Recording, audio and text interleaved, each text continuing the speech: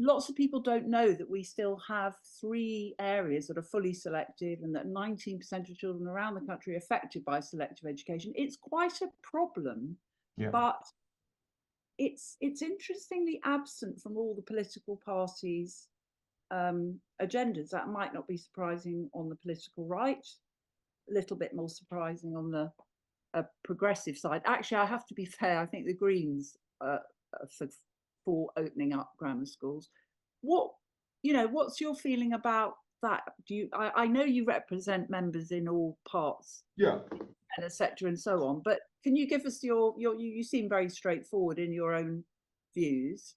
Yeah, so of course, we are very proud to represent members in a variety of settings. We still have a view, I certainly do, of how I'd like to see education conducted, and that would be, every child having access to a rich education, being able to access an excellent education at their local school.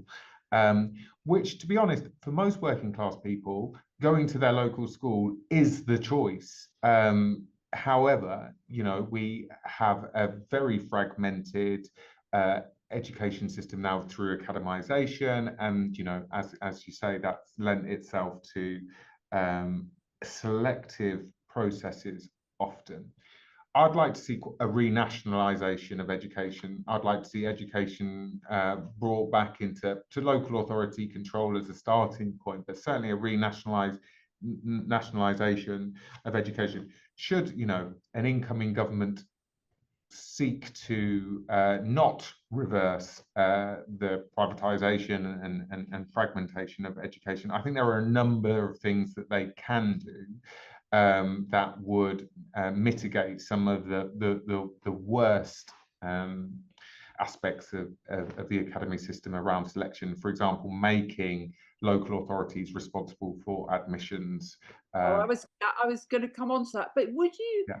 be able to say, on the union say as clearly as possible, that it's not right that a child's future is decided at the age of 10? I mean, it's called the 11 plus, but from my understanding, most children of 10 are taking it and their future decided. And if I can just express my passion on this subject, it seems so unfair that children, mostly from poorer backgrounds, Yeah. in those selective counties, are basically written off educationally. How the schools that take them do a really, really good job, but it's a very clear hierarchy and a very clear division. I see no place for it in a modern education system. I agree with you.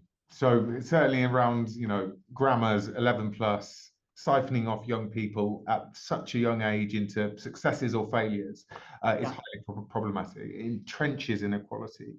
We will always hear of we all know the uncle who broke the norm, the friend of a friend who broke the norm, left poverty, got into the grammar school and became a success. But that is not the trend, is it? That's the exception. The 11 plus grammar school system entrenches in inequality. So yeah, absolutely. Got a position. We're going to represent members in all of those schools and defend their terms and conditions, ensure they have manageable workloads, and in academies and in the independence. My personal view is I would like to see comprehensive education so well resourced, so well funded, that selective education becomes obsolete. Yeah, it's kind of weird that it's not, isn't it? I mean, I find it hard that any party that wants to see fair access for all children can continue to support such a divisive test that so clearly discriminates on grounds of social class. And maybe you can help us out here at Comprehensive Future, Daniel. I don't mean practically. I'm sure you can. And I think there might be people with questions about creating a broad front. How can one persuade a party such as, I don't know, the Labour Party, for instance, that they might bring in a bill that says there's no room for selection? Why are we not succeeding there?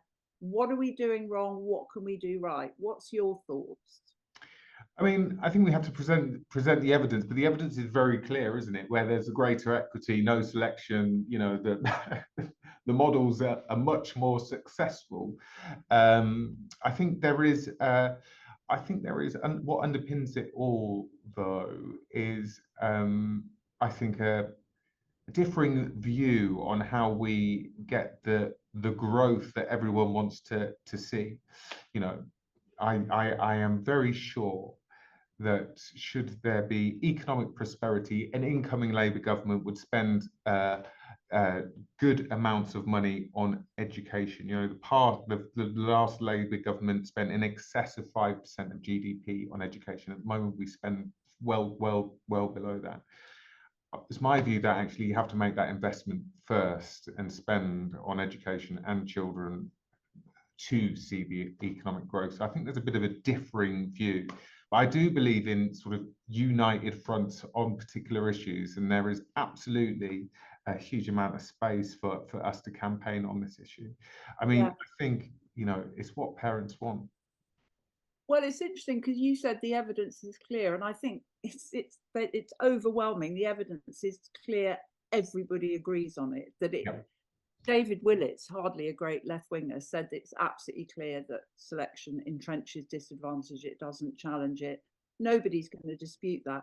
So something else is needed. I mean, obviously it's politics, not evidence, but maybe this new government, new leaders like yourself, will bring in a new boldness around very clear pockets. They're big pockets of hierarchy and disadvantage. And actually thinking about Labour, one of Labour's boldest policies is the 20% increase in VAT on private schools. And we're not here to discuss that, but that actually is something quite determined. And looking at the press coverage of it, they're getting huge pushback and they're sticking by it. So you could see them being able to do that around other things if they were determined.